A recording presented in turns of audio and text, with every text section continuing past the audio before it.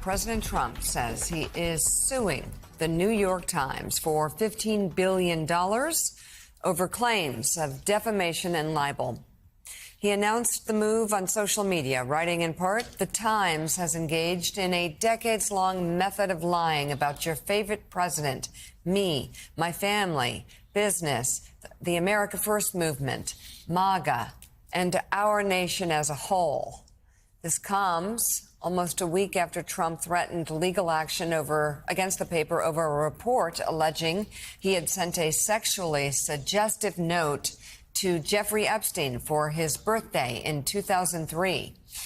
The president is also suing Rupert Murdoch and the Wall Street Journal for $10 billion after the Journal similarly reported Trump had signed a crude birthday card for Epstein. Let's bring around the coast for fourth hour, staff writer of The Atlantic, Jonathan Lemire. Jonathan, we were at IRE, the 50th anniversary celebration of investigative reporters and editors.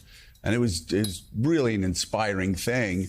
But we heard time and time again, including from AG, that the playbook for this administration is to first of all, constantly harass and lie about the media, create your own set of realities, and then use civil lawsuits to try to drain them of their resources. And here we go. And here we go. The event was certainly inspiring about the need to do our jobs as journalists, clear-eyed, with no fear or favor, to tell it like we see it. And we did hear from a number of speakers last night talking about how the free press is under assault, how this administration in particular, we've seen trends around the world, but we're now seeing it here at home, as you say, is trying to intimidate and pressure with the power of the federal government and the power of litigation. And AG last night flat out said, without naming this by specifically, said, we will defend our journalism, we will defend our reporters, we have the resources to do it. And that is true, is that a company like the New York Times, like the Wall Street Journal, can stand up to something like this, because this is going to be a lengthy process, there's going to be legal fees, it's going to be expensive, it's going to be grueling. Now, it works the other way, too. The president, we assume, and people around him would have to submit to discovery. Like, that could be embarrassing. We'll see how far this actually goes down the line. But at the very least, this is the playbook. You make it very challenging. You intimidate. You try to make media organizations think twice about doing the kind of work that's so important. Well, and we've seen this. And Willie, we saw it with, he sued Ann Seltzer because he didn't like her disastrously wrong Iowa poll, right? You're suing a pollster now and suing CBS for an edit, something that news organizations have been doing as long as there have been news organizations. And he was fortunate in that case that he actually had somebody that was willing to play ball because they wanted a deal to go through.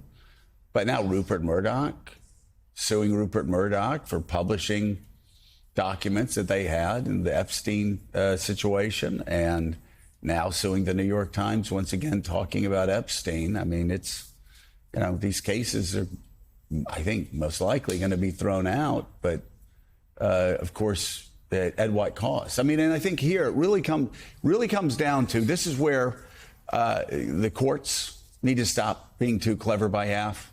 And they need to do their job. And they need to, again, they need to do their job, interpret the law the way it's been interpreted, and say the First Amendment's the First Amendment. Stop doing these bogus lawsuits because you don't like what somebody's writing about you. The president said last night he's bringing this lawsuit in the state of Florida, perhaps hoping to get a friendlier audience, I guess, by having it down there. But you're right, this does raise all the questions again about why he's suing. It's Epstein. Is there going to be some discovery? Are they going to have to provide documents? And does he really want to go down that road? Or is he just making this a tactic of intimidation and to chill speech in newsrooms about what they cover and what they write? But David French, here we are again at the First Amendment, this time talking about newspapers, not just the New York Times, the Wall Street Journal, and a whole host of them that have been reporting on Donald Trump around the Epstein case. The president mentioned the endorsement by the Times last fall of Kamala Harris somehow as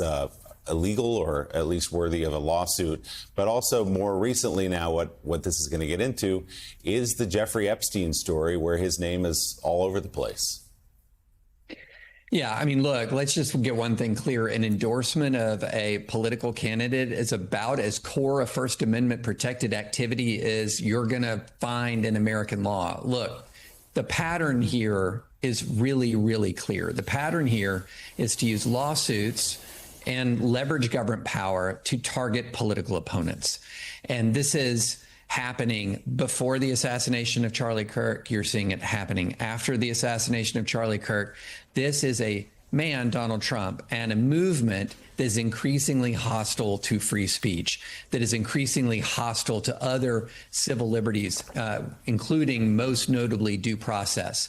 So it is absolutely clear what is happening here is you're seeing an organized campaign, including the use of lawsuits, including the use of government power, to try to suppress free speech and to try to, even if these lawsuits don't succeed, to try to intimidate people into silence. New York Times opinion columnist David French, thank you very much. His latest piece is available to read online right now.